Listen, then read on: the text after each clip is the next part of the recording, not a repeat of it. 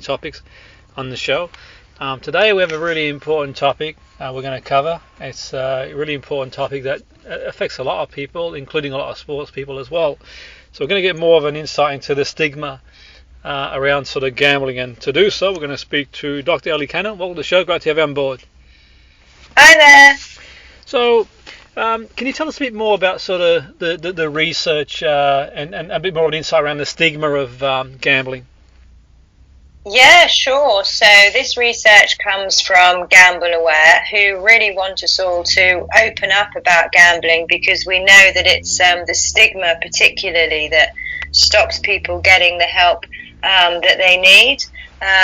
So we know that 2 in 3 adults who have experienced problems with gambling have never spoken to anyone about it. And people attribute their silence to this feeling of stigma, the shame, the guilt. And yet we know that once people open up, they feel better. So we're really trying to smash that stigma and to break open these conversations for everyone.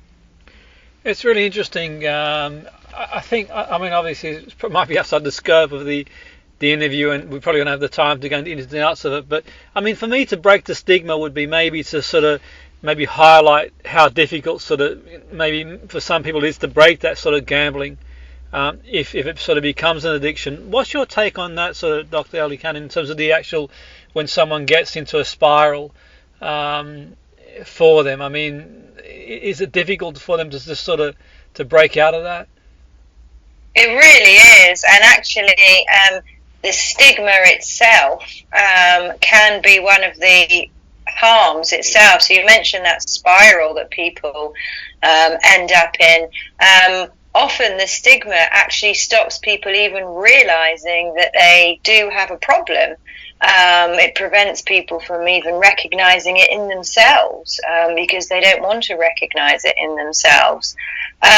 So absolutely, the spiral can be very difficult.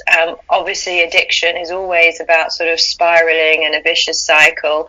And then with gambling particularly, of course, people try and recoup the financial losses that they have, and they isolate themselves more and more and hide away with the gambling more and more to try and recoup those losses and to try and sort of sort out the financial challenges that they face. So it does become a very difficult, vicious cycle to break.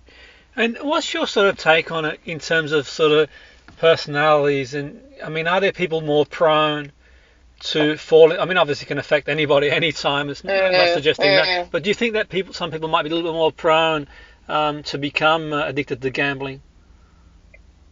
I think we know that obviously gambling harms can affect anyone. There are certainly some people who sadly are more vulnerable, and they may be people who suffer with other forms of addiction.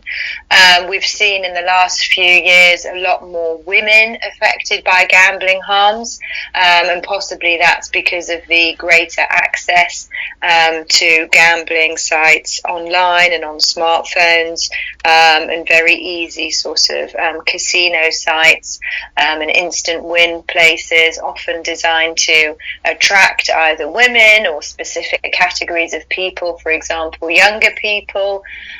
So it can really be anybody. Unfortunately, also we know that gambling harms affect the very same people who were affected by the cost of living crisis. Unfortunately, it's the same communities. People are vulnerable to thinking that this could be a quick fix, unfortunately. So there can be many different factors at play, but you're absolutely right what you say, that gambling harms can affect anyone.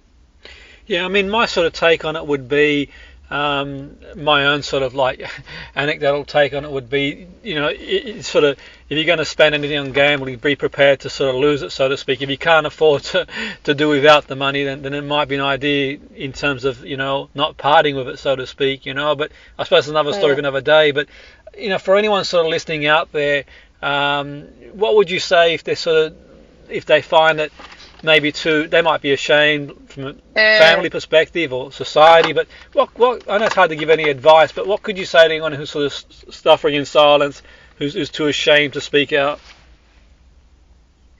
I would say that it can affect anybody.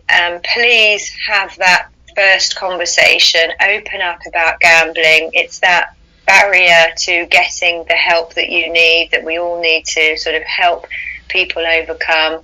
GambleAware online has got a lot of help that is free and accessible all the time, and you can start to look at the sort of help that you will be eligible for, whether it's financial or help with mental health or physical health or what's going on in your family. Likewise, if you're a loved one who's affected because of someone else's gambling, there's plenty of advice at GambleAware. There's also the National Gambling Helpline, and people can always speak to their GP and have that conversation in a non-judgmental and non-stigmatized environment.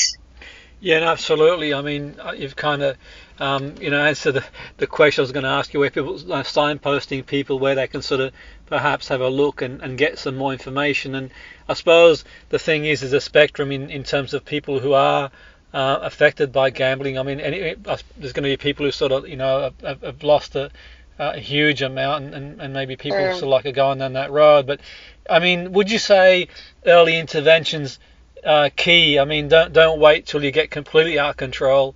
The earlier you can sort of catch it, people have a better chance, do you think, to sort of like to get their life back on track if they can get there earlier? If they don't, obviously, then the building back process is going to be more challenging, so to speak. But what's your sort of take on that? If people listening, if they're sort of stuck in a cycle early, get the help. If they've sort of reached the bottom, what would you suggest to people who've maybe reached that sort of bottom and sort of lost significantly and aren't sure what's the first step to take?